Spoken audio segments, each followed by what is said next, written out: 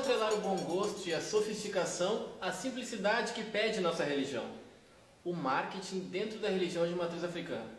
Vamos falar disso e muito mais com Mãe Thaís Chapanã.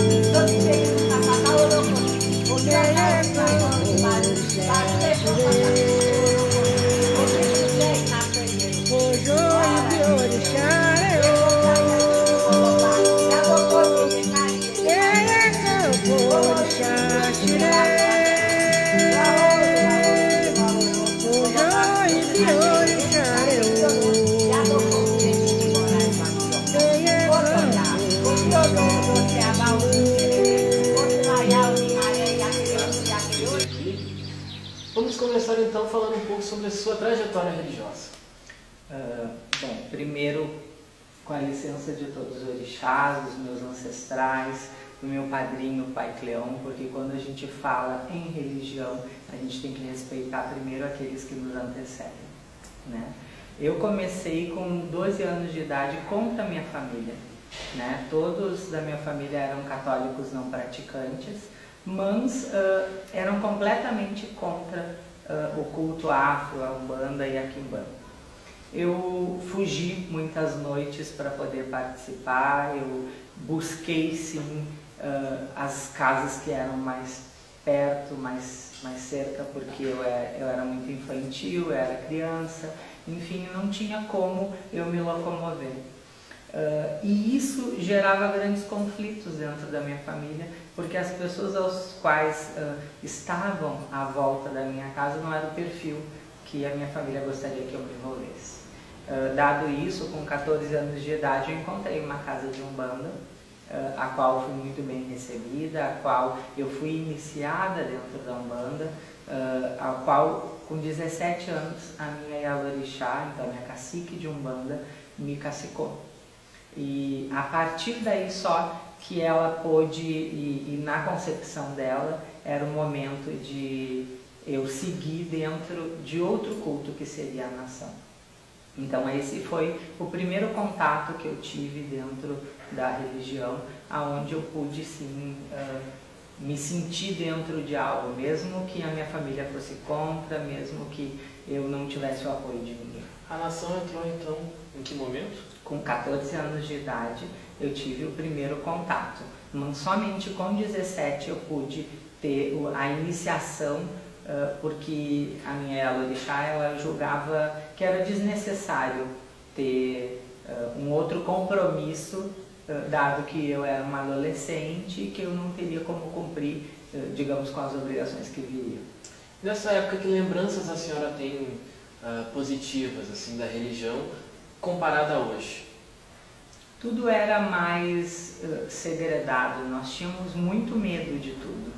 Nada podia ser falado, nada podia ser escrito, nada podia ser comentado, muito pouco podia ser fotografado, né? Somente, digamos, de 5, 7 anos para cá, que a gente começa a evidenciar que é permitido todo e qualquer registro.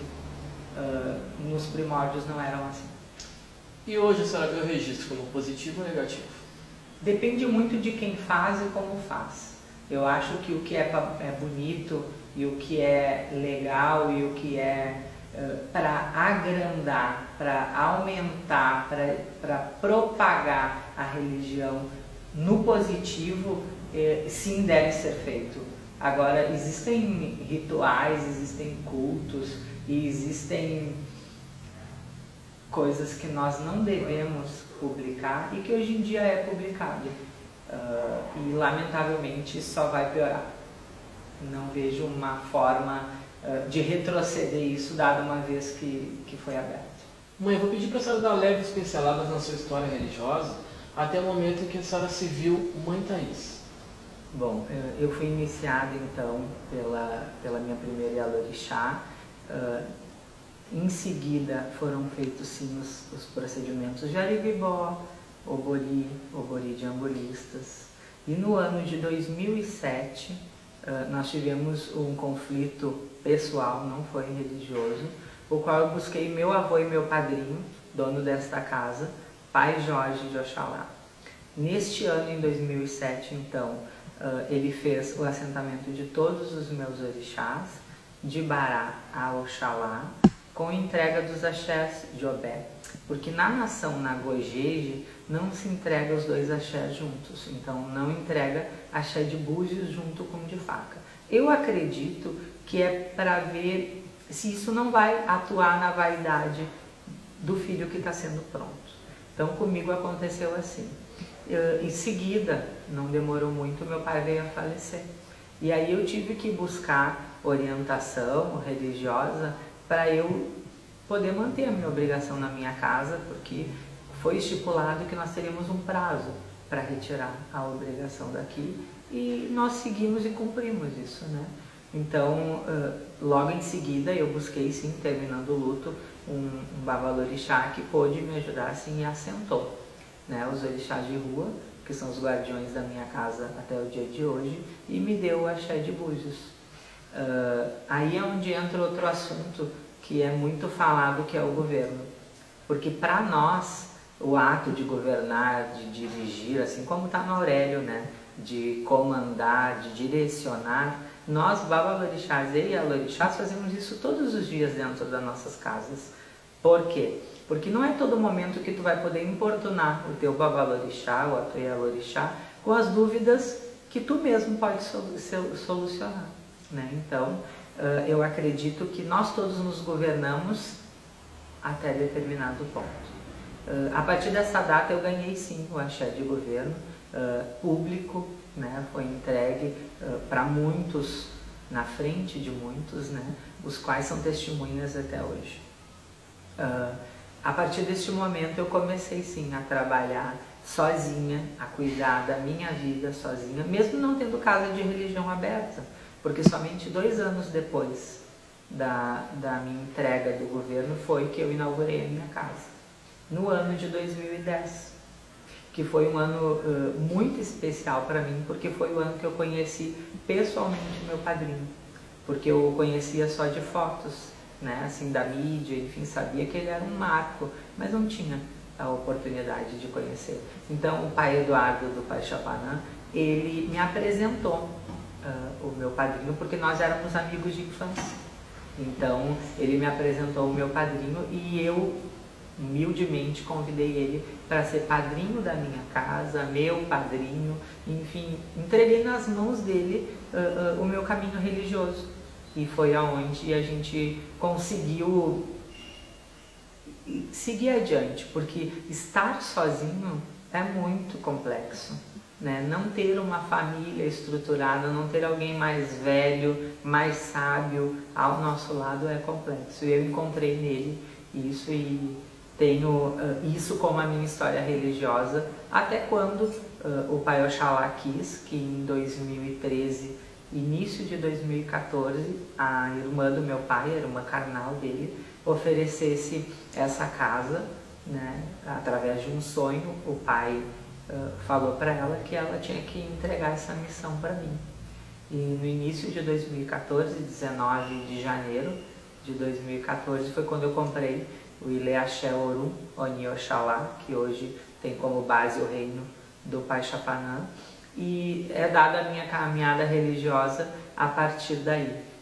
Acredito que o grande estopim, né, foi a compra do reino, porque todos sabiam da importância que tinha esse lugar para mim, porque foi neste solo que eu fui aprontada, foi neste PG que eu fui aprontada, embora hoje nós fizemos as mudanças necessárias para acomodar toda a família, mas a minha história religiosa, ela é até este ponto, né? Daqui para frente, os orixás continuam escrevendo, né? Continuam dando para mim o caminho, mas o marco, eu acredito, para dizer assim, bom, aí se fez a Mãe Thaís, foi quando a joia foi reinaugurada, porque a joia estava parada durante 7 anos, e no dia 16 de outubro de 2014, ano do Pai Chapanã, 7 anos meus de apronte, eu consegui botar de novo o tambor a tocar e os orixás a dançar nesse solo sagrado. Mãe, recentemente a senhora foi citada pelo Pai Chiquinho, uma entrevista feita pela gente, como um dos nomes da nova geração do qual se destaca na religião de matriz africana, né? E a joia, como a senhora falou, tomou proporções gigantes e hoje a senhora tem muitos filhos de santo. Como faz para administrar tudo isso? Bom, a base de tudo foi a criação de um regulamento interno. Nós temos um polígrafo, que possa se dizer assim, o qual ele estipula todas as regras, ou pelo menos 90% das quais eu aplico dentro do reino. Esse regulamento foi criado para ele evitar que perfis que destoam muito daquilo que nós cultuamos se agregassem à família. Porque é comum que as pessoas busquem o que é lindo, busquem o que está na mídia, busquem aquela que se destaca. Mas a pessoa também tem que ser parte disso. Então, assim, nós temos da maneira de se vestir, a maneira de se comportar dentro e fora do reino, a maneira de se relacionar, os rituais, as regras, o sim, o não. Então, assim, tem tudo muito especificado. Então, qualquer pessoa que entra por esta porta, a primeira coisa que ela recebe ao dizer eu gostaria de fazer parte do reino é o regulamento. Então, ele me ajuda muito porque evita com que eu tenha que falar e evita com que eu esqueça alguma coisa. Porque em algum momento eu posso esquecer e a pessoa pode me dizer, não, mas a senhora não me disse. Então, eu já entrego este regulamento, o qual facilita muito. Tá? Existe também pessoas que trabalham comigo. Existe uma equipe que me ajuda, que facilita o meu trabalho, cuidando da agenda diária, cuidando da preparação dos axés, da preparação das frentes, da preparação do serão, da preparação das obrigações. Eu, para poder dar conta de tudo isso, eu cada dia mais venho cuidando do estritamente necessário que só eu possa colocar a mão. Jogando okutá, jogando ori, verificando as obrigações, se respondem. Se um filho vem de uma casa, eu faço questão de cuidar pessoalmente até ele ser iniciado, até ele fazer as obrigações dele. Então, assim, eu cuido do que ninguém pode cuidar para mim. Agora, todo o demais, eu tenho uma equipe responsável. Eu treinei essas pessoas durante esses 7 anos que estão comigo, para que eles pudessem me ajudar.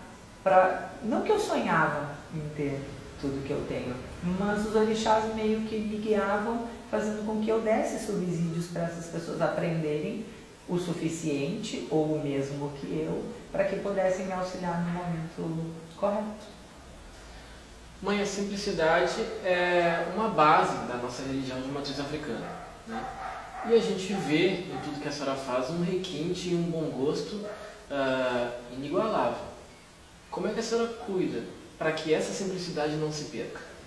A simplicidade, ela está nos rituais, né? Ninguém vai mudar o egé, ninguém vai mudar o mieró, pelo menos a forma de fazer, né? Nós vamos seguir fazendo na mão, nós vamos seguir cuidando do orixá na sua essência, buscando o okutá no rio, nós vamos seguir sempre com a base do africanismo. né? Nós não vamos deixar com que nada se perca. Só que nós fomos vítimas muitos anos da pobreza. Nós fomos vítimas muitos anos da falta de emprego, porque o preto, o batuqueiro, o quimbandeiro e o umbandista não podiam trabalhar junto com os demais. Quando isso deixou de existir, que todos nós fomos tratados com igualdade, começou sim as pessoas terem renda para realizar os seus sonhos junto ao orixá. Eu acredito que a modernização, a questão do requinte, a questão do brilho, do ouro, da beleza, ela veio para nos tornar mais iguais aos outros. Porque eu me sinto dentro do grupo negro. Então, assim, eu sou enfermeira de formação, eu estudei, eu trabalhei, eu lutei pelos meus objetivos, mas eu também lutei para eu ter poder econômico para dar o melhor para o meu orixá. Eu não creio que o evangélico, o católico, ele deixe de cumprir com as obrigações dele se questões econômicas eles têm para cumprir. Então, assim, a modernização, a beleza, o luxo, ela veio através do nosso trabalho, através da nossa competência, através da nossa oportunidade, falando agora de um assunto atual que é as cotas para os negros. Somente assim nós vamos conseguir dar para o orixá aquilo que o orixá merece, porque o orixá ele não é o pobre, ele não é o coitado. Os orixás eles vieram através de reis e rainhas escravizados. Então lá eles tinham o melhor, eles foram banidos, eles foram proibidos, eles foram tirados da sua origem. E eu acredito que nós temos por obrigação de dar o melhor para eles aqui, já que eles foram arrancados do seu habitat.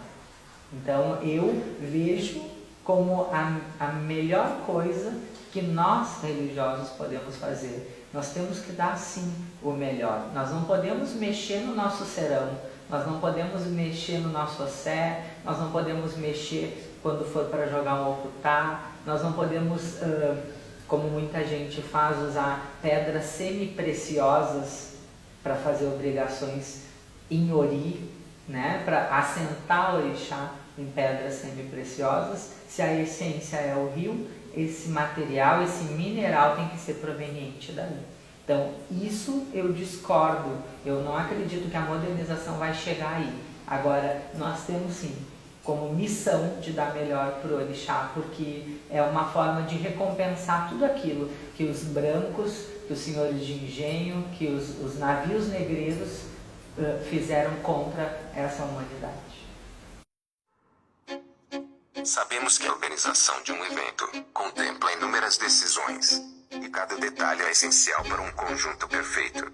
A Manas Doces trabalha com os mais variados tipos de doces. Doces personalizados para o seu orixá. Você quer variedade, sabor e beleza para o seu evento? Encomende agora mesmo com as Manas Doces.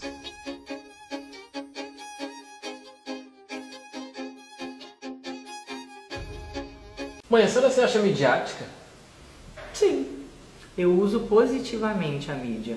Eu acredito que nós temos que disseminar o que é positivo. Nós temos que mostrar para a comunidade, para a sociedade, seja ela branca ou negra, de que nós não fazemos o mal. Nós não somos bruxas, nós não somos pessoas que torcem pelo negativo da humanidade. Bem pelo contrário, 99,9% dos consulentes e clientes que batem essa porta buscam a solução dos seus problemas, a paz, o sucesso econômico, a tranquilidade, a estabilidade, a união familiar. Eu uso sim a mídia para atrair pessoas que necessitam da verdade do orixá, e essas têm sim as suas respostas.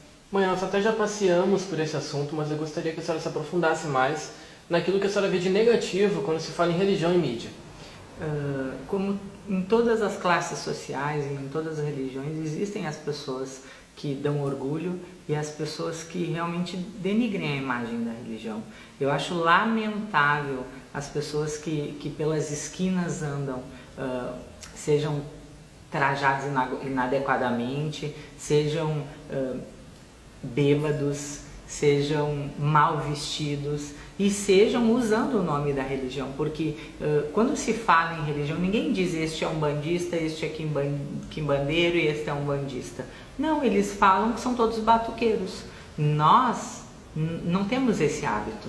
Nós não temos o hábito, inclusive, de realizar muitos rituais na rua. Para isso que nós temos o nosso quarto de santo, para realmente louvar o sagrado dentro da nossa casa. Eu discordo de homem vestido de mulher, eu discordo de que para que tu receba uma determinada entidade, tu tem que estar seminua, tu tem que estar sensual, tu tem que estar com uma maquiagem exuberante e até com alegorias e adereços de carnaval, como é comum, tá? Então, assim, a minha opinião, ela é taxativa, né? Na minha casa não existe isso. Eu não faço quimbanda, eu respeito todos, eu visito os meus amigos quimbandeiros, os quais têm esse perfil e pensam da mesma forma que eu. Infelizmente, a mídia usa essa parte negativa que alguns, que não são todos, costumam fazer dentro das suas casas para nos prejudicar. Sem falar os evangélicos e protestantes, enfim, que aproveitam sim deste tipo de situação para usar nas redes sociais deles contra nós. E tu não pensa que eu acho que eles estão errados. Não mesmo. Eu acho que quem está errado são as pessoas que cometem esses erros e não quem publica. Mãe, a senhora muito bem falou que antigamente era tudo mais segredado dentro da religião e hoje está tudo mais aberto. Uma dessas coisas é o sobrenome dos orixás. O que a senhora pensa sobre isso? Nós viemos de uma família, porque como eu fui iniciada e aprontada na nação Nagojeje, depois que tu era batizado, então, que tu fazia o mieró para o teu orixá, do portão para dentro e do portão para fora, se tu era encontrado pelo meu pai de santo, ele jamais pronunciaria o teu nome. Ele sempre diria o primeiro nome do teu orixá, porque para nós, a partir daquele dia, tu morreu para a vida mundana e tu nasceu para o sagrado. Então, desde o primeiro dia que tu fazia essa primeira obrigação, o teu nome era público. Então, eu sigo com este ensinamento do meu pai. Todos os meus filhos, quando nós estamos em qualquer lugar, eu pronuncio o primeiro nome do orixá, que na verdade aquele nome simboliza a tua essência, o teu ori. Aí sim, dado as obrigações seguintes, o teu orixá vai ter o nome dele, o qual será o segredo, e que isso é bem comum que se fale, o segredo do santo. O segredo do santo, sim, é o segundo, é o terceiro nome que o teu orixá dá no momento de abrir o búzio. Cita um exemplo pra gente. Eu tenho meu filho de Santa Maria, o nome dele é Gabriel, e nós chamamos ele, né, nós a família inteira, de Omiloxé. Esse é o nome do Ori, é o nome da essência dele. O Pai Xangô tem o nome, sim, de segredo, que é o que ele vai guardar com ele, que somente eu e ele sabemos, mais ninguém. Mãe, tantos filhos, uma casa tão grande, tão conhecida, tem como existir uma mãe Thaís fora da religião? Praticamente impossível. Eu não tenho nenhum tipo de meio social fora. Hoje eu vivo estritamente para os orixás e para os meus filhos. Eu sempre digo para eles assim que uma pessoa, quando escolhe ser um sacerdote ou uma sacerdotisa, a pessoa tem que estar preparada para isso. A pessoa não pode esquecer que quando ela vai no shopping, ela continua sendo a mesma pessoa. Quando ela vai numa danceteria, ela continua sendo a mesma pessoa. Não existe duas Thaís, não existe a mãe Thaís e a Thaís. Isso é impossível, porque a pessoa que vê tu cometendo um erro, ou a pessoa que vê tu cometendo um acerto, ela vai dizer, foi a mãe Thaís, não foi a Thaís Duarte. As pessoas, depois que tu vincula um nome religioso e o sacerdócio, isso acontece com padre, com pastor, enfim, isso é comum, entende? A gente tem que ter essa consciência, por isso que, infelizmente, existe nomes logados ao sacerdócio que não cumprem 100% o papel e dizem, mas eu tenho vida fora. Tem que tomar cuidado, porque o sacerdócio ele é uma opção. O sacerdócio não é uma obrigação. Todos nós temos a oportunidade de seguir ou não. A partir do dia que tu faz essa escolha, tu tem que ter 100% de certeza do que tu escolheu. E eu tenho essa 100% de certeza. Eu busco a perfeição. Não sou perfeita, mas eu busco jamais envergonhar a minha família, jamais envergonhar qualquer um ligado à minha casa, porque quando o meu pai disse é o momento de escolher, eu escolhi e sabia de todos os prós e contras. Do momento que se entra na sua casa, mãe, até todos os detalhes, e falando com a senhora fora do ar, se vê um grande carinho pela mãe Oxum. Né? E falando de Oxum, a gente lembra de espelho. Quem é o espelho da mãe Thaís?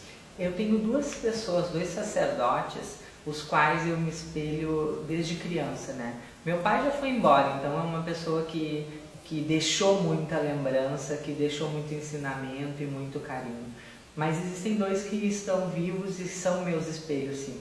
O meu padrinho, com a licença de Oxalá Elefã, eu menciono ele porque ele é uma pessoa que está há 56 anos à frente do reino de Oxalá.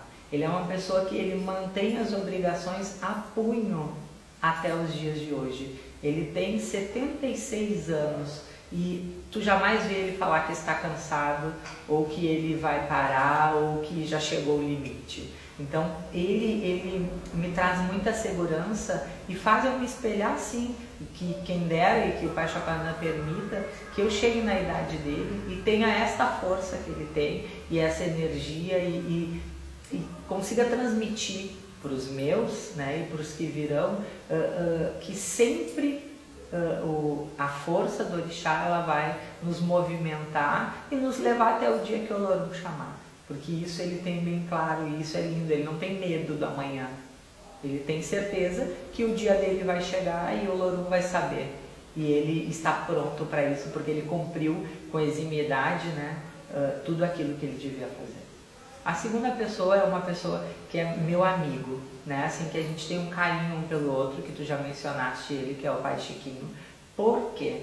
Porque ele está há gerações mantendo uma casa. Passou pela avó, passou pela mãe, agora ele, e ele já está preparando mais 2 gerações para poder seguir. E eu acho que uma casa de religião estruturada do jeito que é, e tu deixar morrer, isso vai contra a lei do orixá. O orixá é vida, o orixá é eterno, o orixá é para ser seguido. E eu admiro ele um monte porque ele está a ferro e finco seguindo as orientações da mãe para que essa casa possa ter mais 2, 3, 4 gerações. E esta casa aqui? Já temos alguém sendo preparado para ficar? Já temos sim.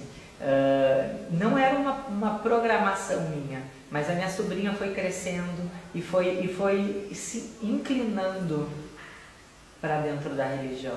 Eu óbvio que a religião faz bem para mim, vai fazer para ela e seria assim meu incentivo. Então, no ano de 2014, quando eu reinaugurei esse axé, eu iniciei ela. Ela é de Exu Agelu Obilaxé, que significa o fruto do axé, a semente do axé.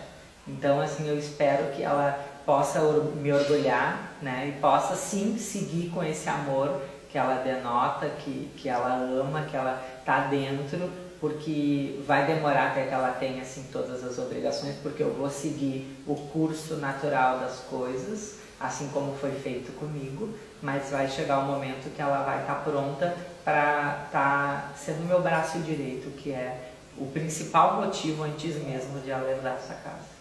Mãe, fazendo uma analogia então um pouco até confusa, eu vou pedir para a Thaís Duarte me explicar quem é a mãe Thaís do Chapanã. Falando na terceira pessoa fica mais fácil, né, do que a mãe Thaís falar dela mesma. Então, como Thaís, eu digo que foi uma pessoa que seguiu o curso, né? A mãe Thaís, ela não programou nada do que aconteceu. A mãe Thaís, ela não objetivou nada do que ela alcançou. Ela foi seguindo o curso. Existe uma frase que a mãe Thaís diz, que, de tantas as quais ela gosta, que é: eu fui feliz em todos os momentos da minha vida com o que eu tinha e não com o que eu queria. Então, ela usava essa frase todos os dias, porque ela era feliz quando a casa era alugada, ela era feliz quando a casa isolada era de madeira, ela era feliz quando o carro dela era um carro simples, ela era feliz quando ela usava cetim. E ela continua sendo feliz tendo toda essa estrutura. O grande segredo desta mãe, desta Yalorixá, é que ela é feliz com o que ela tem na mão e não com o que ela algum dia pode sonhar em ter. Então foi uma pessoa que trabalhou muito, que trabalha muito, que busca muito, mas que aprendeu com um grande religioso que foi o Pai Jorge, que o bem é o que nos leva aonde a gente quer. Então quem bate a porta dela buscando isso vai ter sim a resposta que busca. Os contrários, infelizmente, vão ter que seguir outro endereço e buscar outro caminho, porque aqui não há espaço para aqueles que não querem o mesmo. Nós temos a grande máxima, né, que é: os opostos se distraem, os iguais se atraem. Bate e volta, mãe Thaís, aceita? Certo. Amor, Orixá. que deixa a Thaís feliz, Filhos. que deixa triste. Ingratidão. Uma saudade, Minha mãe. uma lembrança O dia que eu me aprontei. e uma data. 6/9/2007, o dia que eu ganhei este otá, que é o que vai me acompanhar até o último dia que eu estiver nessa terra. Quem é para Thaís Chapanã? É o ar que eu respiro, é aquele que me ouve, é aquele que me abraça, e eu digo que é o homem da minha vida. Ele é um casamento que deu certo, ele é o que todos os dias faz eu acordar, para lembrar que a gente segue, e segue por muitos anos, contra tudo e contra todos. E fora o Pai Chapanã, como foi visível agora, o que mais emociona a mãe Thaís? A fé das pessoas, porque eu tenho gente no Brasil, na América Latina, e tu não tem como mensurar o sacrifício que as pessoas fazem para estar em contato com o Orixá. As pessoas largam tudo, largam suas vidas, seus trabalhos, pedem licença, férias, e tu vê a pessoa vir com a fé e o dinheiro para comprar os bichos e dizer: mãe, o que eu quero é ter meu Orixá. Então isso para mim é o maior pagamento, e é o que mais me emociona junto à minha religião. Para dificultar, sem valer Pai Chapanã e Pai Oxalá, diga um outro orixá. Oxalá. Sem valer Pai Oxalá. Sem valer o Pai Oxalá. Oxum. Oxum é a mãe precursora do culto. Oxum nos entrega o Okutá. Oxum é a água, é a vida. Oxum é o que há de brilho na vida de todos nós. Ela foi quem construiu esse oráculo. Ela foi quem iniciou o primeiro Iaô. Oxum é tudo. Nós às vezes não entendemos, né? Mas Oxum, se tu busca saber, se tu busca entender, e a grande maioria dos pais sabem disso, Oxum, ela tem que ser amada. Não é à toa que ela é a dona do amor. Falando em Oxum, então, o que a mãe Thaís gostaria de esquecer, mandar rio abaixo? Na verdade, eu já mandei, né? Lamentavelmente, tem pessoas e situações que não conseguem ir, que se grudam nas árvores, que se fixam no fundo do rio, que, como pedra, tentam atrapalhar a mim e a qualquer um dos meus, mas de coração e por Olorum eu já entreguei no rio, e eu tenho certeza que a mãe Oxum levou. Tá certo. Para encerrar, então, uma reza, mãe Thaís. Ire Yadeu nire yadewa, mine laba wadeu nire yadewa. Ireu